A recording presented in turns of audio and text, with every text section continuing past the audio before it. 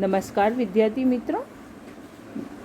तो आज हम हिंदी में चौथा जो है कविता, तो यहाँ पर जो कविता है उसका नाम है कर्ण का जीवन दर्शन। तो इस कविता पे से आपको कुछ समझ में आ रहा है कि कर्ण का जीवन दर्शन, कर्ण का जो पात्र है वो किस में है? महाभारत में है, रामायण में है, कि फिर आपकी कोई और किताब में? अंदाज से बताइए। महाभारत में, राइट। तो महाभारत में ये कर्ण का पात्र है एक, और ये महाभारत से लिया गया है। तो यहाँ पर कर्ण के जीवन के बारे में बताया है। तो आपने महाभारत तो सुनी होगी ना, मम्मी पापा या दादा दादी से, किसी घर के बड़े बुजुर्ग से या पंडित जी से, है ना। तो कर्ण के बारे में तो बहुत कुछ जानने को मिलता है ना। कर्ण कुंती का ज्येष्ठ पुत्र होता है ना। यस, बराबर, हाँ। तो यहाँ पर है कर्ण का जीवन दर्शन। तो यहाँ पर ये जो काव्य जो दिया है, इसका नाम है, इसके जो लेखक है रामधारी सिंह दिनकर जी। ठीक है। तो पहले हम देखेंगे यहाँ जो कवि परिचय आता है उसके बारे में हम जानेंगे कि इस कविता के अंदर कवि का जो परिचय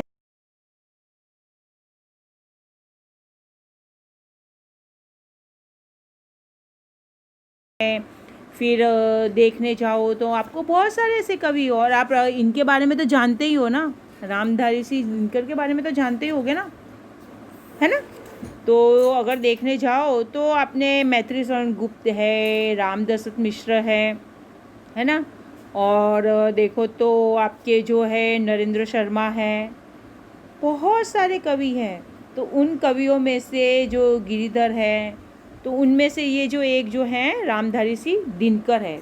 आज हम इनका परिचय देखेंगे, इनके जीवन के बारे में, कि रामधारी सिंह दिनकर ने अपने जीवन काल में कौन कौन सी कविताएं, कौन कौन से नाटक, या उन्होंने क्या क्या कृतियां लिखी हैं उसके बारे में, उनका जीवन कब से कब तक था। तो उनका देखेंगे यहाँ पे जन्म इसी सन 1908 में उनका जन्म हुआ था। कहाँ पर हुआ था? उनका बिहार के मुगरे ज़िले में हुआ था। सिमरिया नामक गांव में हुआ था। और उनका जो निधन है वो इसी सन 1974 में उनका निधन हुआ था, मतलब मृत्यु हुई थी। तो वे क्या थे? हिंदी के सुप्रसिद्ध एक कवि थे। रामधारी सिंह दिनकर बहुत प्रसिद्ध कवि थे। और बिहार के मुगरे ज़िले में सिमरिया नामक गांव में जन्म हुआ था। वे एक किसान परिवार में जन्मे थे। ठीक है। एक जो किसान हम उसको कहते हैं जो खेती में काम करता है, जिसके पास खेत होते हैं और खेत में काम करता है।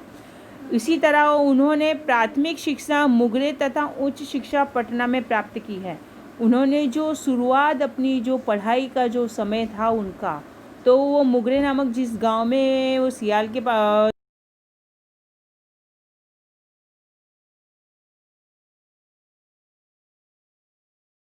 है, उन्होंने पटना में किया है। पटना विश्वविद्यालय में स्नातक की उपाधि प्राप्त करके कुछ समय तक अध्यापन कार्य किया है। मतलब उन्होंने क्या किया है कि पटना में विश्वविद्यालय, जैसे कि हमारे यहाँ महाराजा सयाजीराव यूनिवर्सिटी, MS यूनिवर्सिटी, वैसे वहाँ पर पटना में उच्च विद्यालय जो था, जो स्नातक जो विद्यालय था, कॉलेज था, वहाँ पर उन्होंने क्या किया? उन्होंने ग्रेजुएशन किया है, वहाँ पर उन्होंने डिग्री ली है ना। और फिर उसके बाद उसकी उपाधि प्राप्त करने के बाद उन्होंने क्या किया है? अध्यापन कार्य किया है।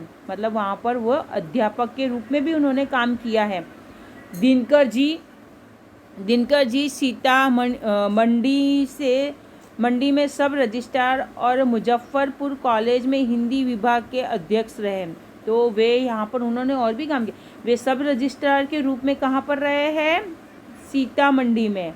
और मुजफ्फरपुर में वे हिंदी विभाग के अध्यक्ष रहे हैं। मतलब हिंदी का जो उच्च विभाग जो कॉलेज था, वहाँ पर वे अध्यक्ष के रूप में उन्होंने कार्य किया हुआ है।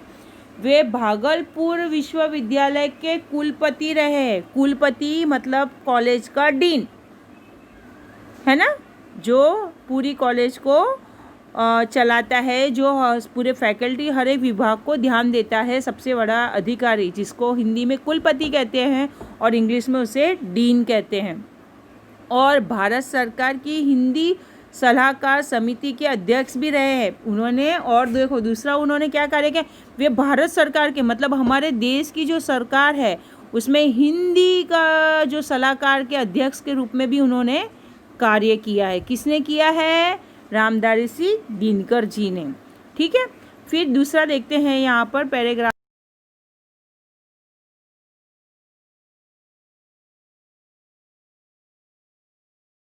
प्रति जागरूकता, उन्होंने अपने देश और देश और युग मतलब युग में जो चला आ रहा है सदियों से, वो देश के प्रति उन्होंने, जैसे युग माने साल है ना, कई सालों बाद, इस तरह से उन्होंने पूरे देश और जो है समाज के लिए उन्होंने जागरूकता किस तरह से लानी है वो सारी बातों पे उन्होंने विशेष ध्यान दिया है। उन्होंने तत्कालीन घटनाओं पे विषमताओं का खुलकर चित्रण किया है। जो तत्काल में जो घटनाएं घटी है उसके बारे में खूब विस्तृत रूप से जानकारी लेकर और उसके बारे में खूब अच्छे से उन्होंने विस्तृत रूप से बताया भी है। उनकी वाणी में शक्ति है, उनकी वाणी में जो बोलने की जो शक्ति है कि कोई भी व्यक्ति उनकी वाणी सुन के, उनकी जो विचारधारा सुन के उनकी तरफ खींचा चलाया जाए। उनकी बोलने की जो शक्ति है, जो भाषा शैली वो बहुत मजबूत है। और ओज है उनकी कविता में घोषित और पीड़ित वर्ग की व्यथा और उससे मुक्ति का संघर्ष है। हर एक कवि के अंदर कोई ना कोई विशेषता होती है, तो यहाँ पर इनके अंदर यह विशेषता है दिनकर जी में कि उन्होंने जो इस कविता में अपनी हर एक कविताओं के अंदर उन्होंने बताया है कि जैसे विशेष शोषित जो व्यक्ति के साथ जो शोषण हुआ है वो, और उनकी जो पीड़ित वर्ग, जो व्यक्ति जो पीड़ा रहे हैं, जिनके साथ शोषण हो रहा है, जिनके साथ गलत हो रहा है, वो सब भी उन्होंने इसके द्वारा अपनी कविताओं के द्वारा उनकी व्यथाओं को रखा है। उससे उन्हें किस तरह से मुक्त करना है, आज़ादी दिलवाना है, उसके लिए किस तरह के संघर्ष किए है उन्होंने, वह भी अपनी कविता के द्वारा किसने बताया है? दिनकर जी ने बताया है अपनी। अब यहाँ पर देखते हैं कि उर्वशी, उनकी जो प्रसिद्ध कविता है, उन प्रसिद्ध कविताओं का उन्होंने यहाँ पर नाम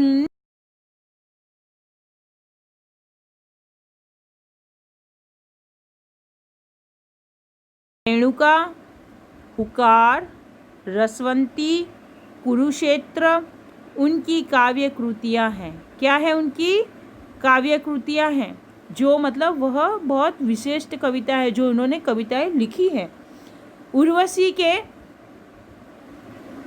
के हाँ, यहाँ पर उन्होंने दिया है कि उर्वशी के बारे में, उर्वशी के लिए उन्हें सन 1972 का ज्ञानपीठ पुरस्कार भी मिला है। जो उन्होंने उर्वशी कविता लिखी है उसके लिए उनको ज्ञानपीठ, मतलब उन्होंने उस काव्य के अंदर इतना जो ज्ञान है उसको बहुत अच्छे विस्तृत रूप से उसे बताया, उसके लिए उन्हें 1972 में सरकार ने हमारे उन्हें ज्ञानपीठ पुरस्कार से सम्मानित किया है।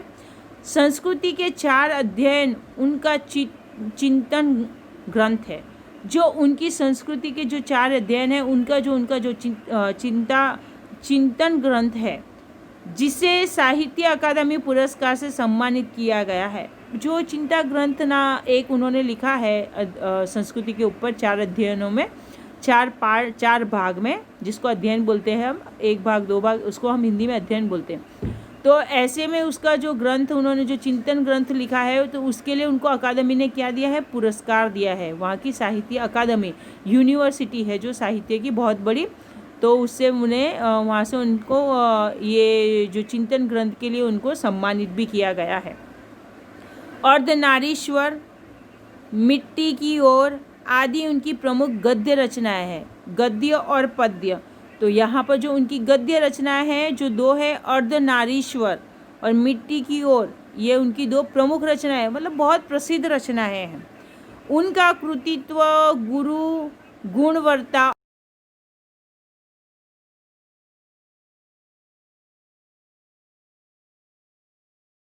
और परिणाम दोनों दृष्टि से विपुल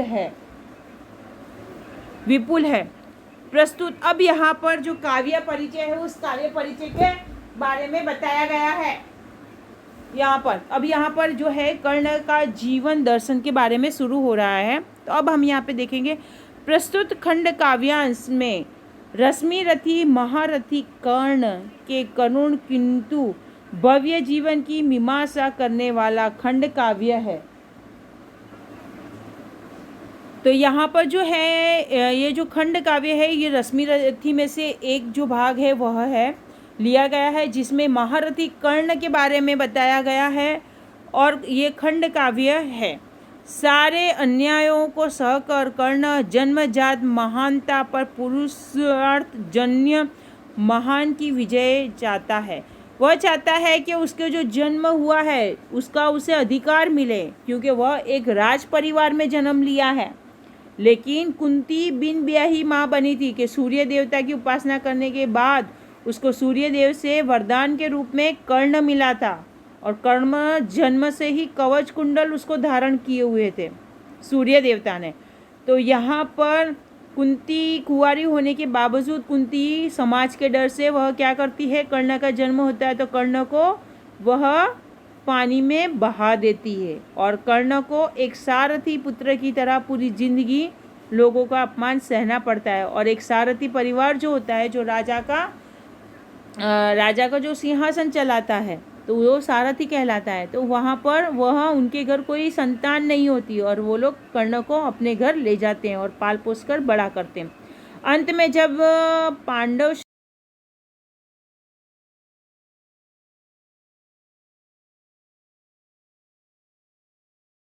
और दोनों परिवार हैं और उन दोनों परिवार में यहाँ पर अब युद्ध छिड़ने वाला है, तो यहाँ पर जो कृष्ण जी हैं वह क्या कहते हैं कि कर्ण को उसका अधिकार दिलाने के लिए कहते हैं। वह कहते हैं कि दुर्योधन की मित्रता वह छोड़ दे। अन्याय और अपमान से भरे कर्ण को जीवन में दुर्योधन ने सदा उसका साथ दिया था। ठीक है, दुर्योधन ने उसके ऊपर बहुत सारे उपकार किए थे, इसलिए वह कर्ण कुशल योद्धा भी था, है ना। कर्ण क्या चलता है, धनुषी विद्या में कुशल था, कभी भी उसका निशाना चूकता नहीं था। तो यहाँ पर और कर्ण को जन्म से सूर्य देवता की तरफ से उसको आशीर्वाद मिला था, कवच और कुंडल। वो अमर था, जब तक उसके पास कवच और कुंडल रहेगा तो उसकी मृत्यु निश्चित नहीं है। ये सब कौन जानता था, कृष्ण जानता था। और कृष्ण किसकी तरफ था, पांडवों की ओर, और कर्ण किसकी ओर था, दुर्योधन मतलब कौरवों के पक्ष में था। तो ये महाभारत के युद्ध से पहले कृष्ण उसे पांडवों के पक्ष में आने के लिए कहते हैं, उसे उसका अधिकार दिलाने के लिए भी प्रलोभन देते हैं। लेकिन यहाँ पर कर्ण ये सब चीज़ों को मायने नहीं देता है, वह दुर्योधन का साथ नहीं छोड़ना चाहता है, क्योंकि दुर्योधन ने उसे उस समय आदर और मान दिया था जब वह सारथी पुत्र के रूप में था। तो यहाँ पर इस खंड काव्य के अंदर कर्ण के बारे में बताया गया है, और यहाँ पर कर्ण और दुर्योधन की मित्रता के लिए वह अपनी मित्रता के लिए सब कुछ त्याग सकता है, सब कुछ छोड़ सकता है। लेकिन यहाँ पर वह कथा प्रसंग के प्रस्तुत में काव्यांश लिया गया है, और यहाँ पर वह कौरव जो है कर्ण वो पांडवों के साथ आने के लिए तैयार नहीं होता है। अब यहाँ पर कविता शुरू।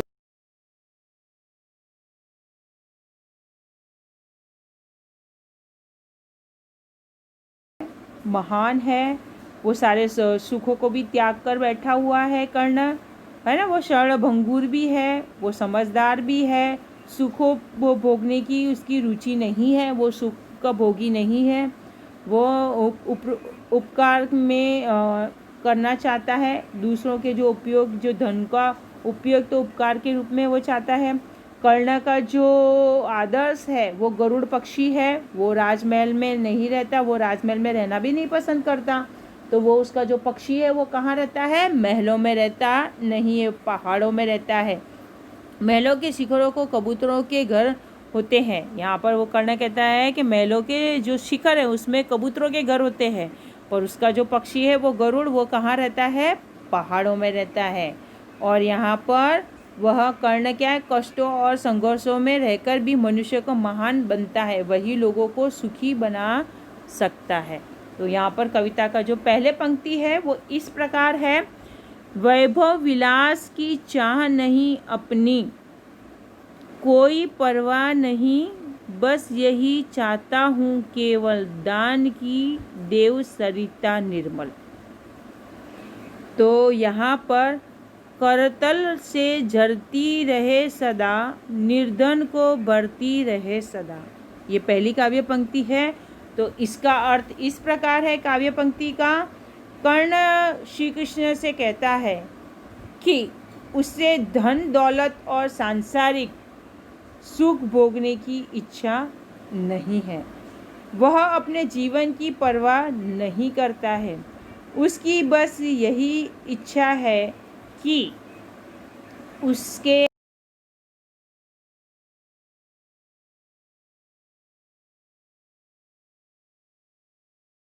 सुखी निर्धनों को सुखी बनाती रहे। जिनके पास धन नहीं है उनको वह धन देता रहे, ताकि वो निर्धन भी उनके पास धन हो और वो सुख समृद्धि में जिए, आराम से रहें। ठीक है, यहाँ पर पहली पंक्ति यहाँ पे पूर्ण होती है। अब दूसरी पंक्ति देखेंगे। तुच्छ है राज्य क्या है केशव, प्रश्नार्थ चिन्ह। पाता क्या नर कर प्राप्त विभव, प्रश्नार्थ चिन्ह। यहाँ पर यह प्रश्न पूछा है, पता क्या नर कर प्राप्त विभव। ठीक है। चिंता प्रभुत अत्यल्प हास, कुछ चाक चीक्य, कुछ क्षण विलास, विस्मय आदि उदक चिन्ह। फिर यहाँ पे नीचे पंक्ति देखेंगे। पर वह भी यही गवाना है, कुछ साथ नहीं ले जाना है। तो इस कविता का अर्थ इस प्रकार होगा। कविता को हम इस तरह से समझेंगे। इसका भावार्थ, हे केशव, यहाँ पर क्या है, तुझ है राज्य क्या है केशव।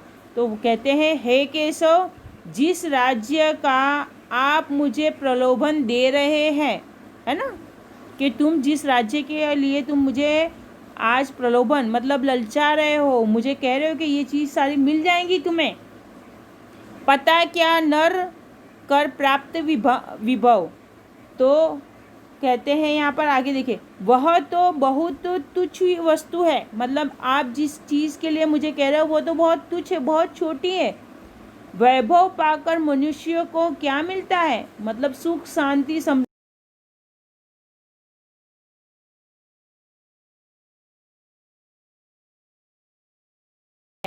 है ना। वैभव पाकर उसे ढेर सारी चिंताएं, मतलब बहुत सारी राजपाट राजगद्दी सब मिल जाना, महल में रहना, सुख समृद्धि मिल जाना। वैभव पाकर मनुष्य सुख समृद्धि में नहीं रहता, उसे तो चिंताएं बहुत सारी हो जाती हैं और नाम मात्र की हंसी खुशी मिलती है। मतलब खाली नाम ही है कि भाई इस देश का राजा है, ये वहाँ का राजकुमार है या राजा है। तो ये सब चीज़ों की सिर्फ हंसी खुशी थोड़ी देर के लिए रहती है, खुशी मिलती है। लेकिन यहाँ पर तो उसे चिंताएं बहुत सारी हो जाती हैं, वो खुश नहीं रह पाता है। थोड़ी बहुत चमक धमक, मतलब यहाँ पर जो तुम दिखा रहे हो जो चीज़ के बारे में, वो थोड़ी बहुत चमक धमक है और थोड़े समय के लिए ही होती है वो सारी चीज़ें। सुखो भोग मिल जाता है, मतलब सुख भोगने के लिए मिल जाता है, थोड़ी देर के लिए, थोड़े दिनों के लिए या कुछ समय के लिए। पर ये सारी चीज़ें उसे नहीं छोड़ देनी पड़ती है और उसे ये सारी चीज़ें क्या है, यहीं छोड़ के जाना पड़ता है ना। सब चीज़ें उसके साथ नहीं रहती है। मनुष्य जब तक जीवित है तब तक अच्छे समय में सब कुछ रहता है और बुरे समय में ये सारी चीज़ें उसके पास से छिन जाती हैं, नहीं रहती हैं। जब मनुष्य मर जाता है तो ये सारी चीज़ें छोड़ के चले जाना पड़ता है और खाली हाथ ही यहाँ से जाना पड़ता है। जैसे मनुष्य जन्म होता है तब बंद मुट्ठी आता है और जब जाता है तो वो खाली हाथ जाता है, तो खुले हाथ से जाता है। इसलिए ये सब सारी चीज़ों का तुम मुझे, हे केशव, हे नाथ, मुझे लोभ मत दो। ये सब कुछ क्षण के लिए है, कुछ समय के लिए है, इससे अधिक नहीं हो सकता है इसका कुछ भी। आगे तीसरी पंक्ति देखेंगे। मुझसे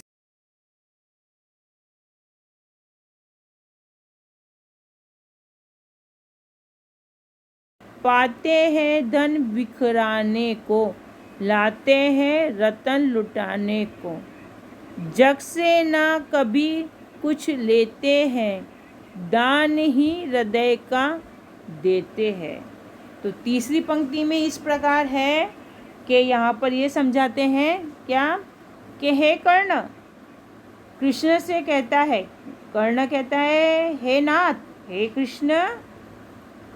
कृष्ण, उसके जैसा मनुष्य सोने का भार नहीं ढोते। मतलब वह कहता है कि मेरे जैसे जो मनुष्य हैं वो सोने का भार नहीं ढोते हैं, हमें वो सोने का बोझ नहीं उठाना है, सुख वैभव का जीवन नहीं बिताते। हमारे जैसे जो धनुर्धारी है, जो कुशल है ना, जो मेहनतू है, वह राज वैभव नहीं भोगते हैं, वो सुख समृद्धि से सब चीज़ों को इच्छा नहीं रखते हैं, सुख वैभव का जीवन नहीं बिताते हैं। ऐसे लोग सुख वैभव का जीवन नहीं जीते हैं। वे लोगों में बांटने के लिए ही धन की प्राप्ति करते हैं। वे क्या करते हैं? लोगों को धन बांटने के लिए ही उस धन को प्राप्त करते हैं। उन्हें ये सारी चीज़ों से मोह माया प्रेम नहीं होता है। जो कुछ भी होता है, अगर वो राजा बनते हैं तो वो दूसरों को बांटते हैं, ज़रूरतमंद को देते हैं। उनकी बहुमूल्य वस्तुएं लोगों में देने के लिए ही होती है। उनके पास जो बहुमूल्य चीज़ें हैं, जो कीमती आभूषण, जो सोना चांदी हीरा मोती जो जवाहरात है, वो सारी चीज़ें वे क्या करते हैं? लोगों में, प्रजा में बांट देते हैं। उन चीज़ों का उन्हें कोई भी मोह नहीं है। वे संसार से कभी कुछ नहीं लेते। वे संसार में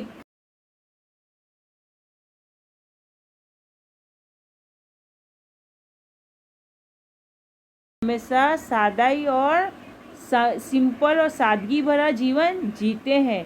अपने हृदय का दान ही करते हैं। वे अपने हृदय का भी दान कर देते हैं। ज़रूरत पड़ने पे, वक्त आने पे वह अपना सब कुछ त्याग देते हैं। वे अपने आप को भी ही त्याग देते हैं। दुखियों पर दया करते हैं। वे दुखी लोग होते हैं, उन पर क्या करते हैं? दया करते हैं, अपनी कृपा दृष्टि बनाए रखते हैं और उन्हें क्या करते हैं? वे उनकी मदद करते हैं।